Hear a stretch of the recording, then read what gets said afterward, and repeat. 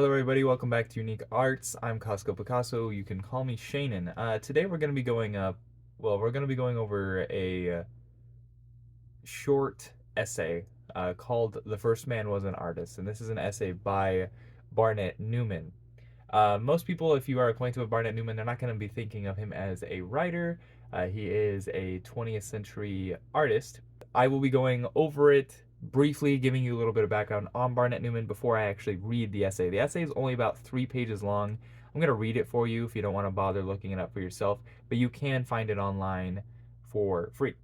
I apologize if the lighting and whatnot isn't the best in here. I'm still trying to figure out what I'm going to be doing for a proper setup here in Arizona. But regardless, Barnett Newman's part of the postmodernist group in New York City. He was born and raised in New York City and died in New York City. He is more specifically, part of the abstract expressionist group. And some people break up the abstract expressionists into a couple categories. He is part of the color field guys. He has paintings that look like this. He calls the stripes down the middle his zips, not his stripes, and he calls them zips because he thinks they're supposed to unify the canvas. I have done a couple videos on Barnett Newman, so if you want to hear more about him, go ahead and check those videos out. One was just on a general idea of Barnett Newman, but one was also on his writings in general. So he did write relatively extensively, and he's actually one of the few postmodernists that I enjoy. I don't tend to like most postmodern stuff. In fact, I think my appreciation for him comes because I'm acquainted with his writing, and I don't think you should be able to. I think that's fine in some ways, but I think that you should be able to appreciate an artist because the art should speak for itself. You shouldn't have to read all these essays about it to appreciate it, and that's one of my big problems with postmodernism and lots of art from the 20th century and into the 21st century in many ways too. But regardless, I do appreciate his writings. He was actually a philosophy student. If you you can perhaps get that idea when you read some of his essays. He references some stuff like that, but uh, he thinks more like a philosopher than lots of other artists who, at least, I'm not sure what they think in many ways, or they don't think much at all. At least that's the idea you can get from some of them. And just to give you an idea of his background too, which is, I mean, shapes his worldview to a degree, is he is an ethnic Jew.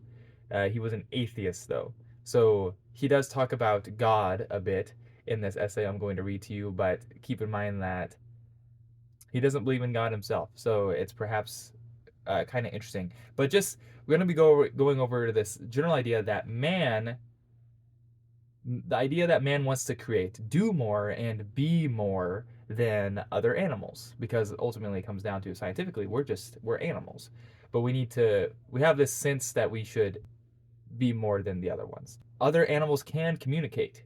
They have their own form of language in many ways, and he would argue, Barnett Newman would argue, that they can even attempt poetry.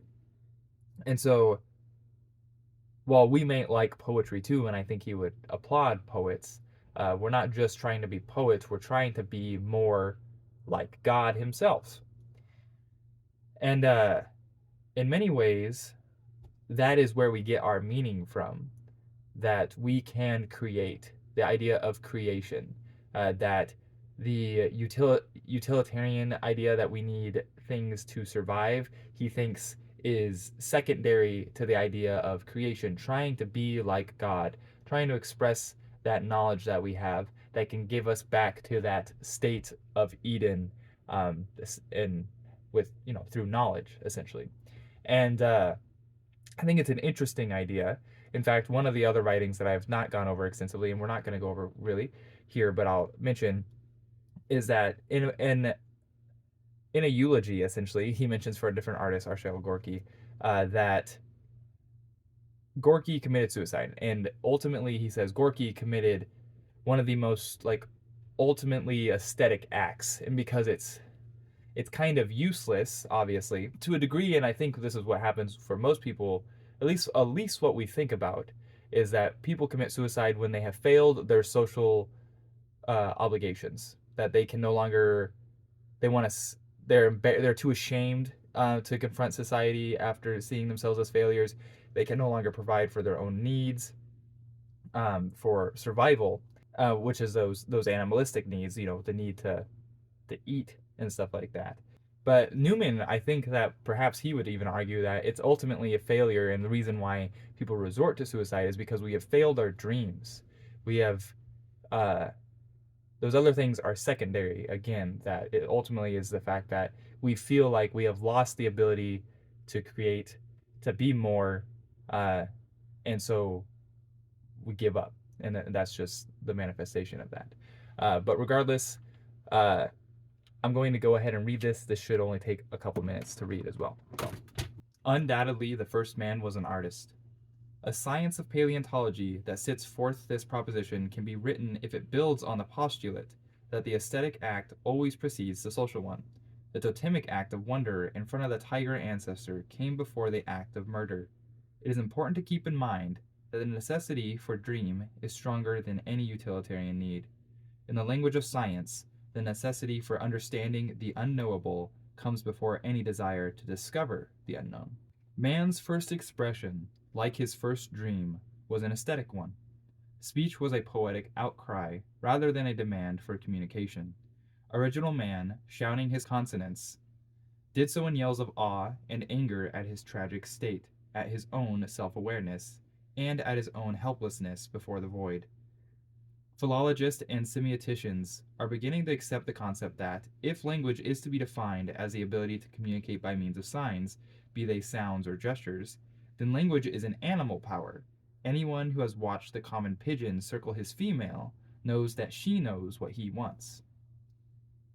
The human in language is literature, not communication.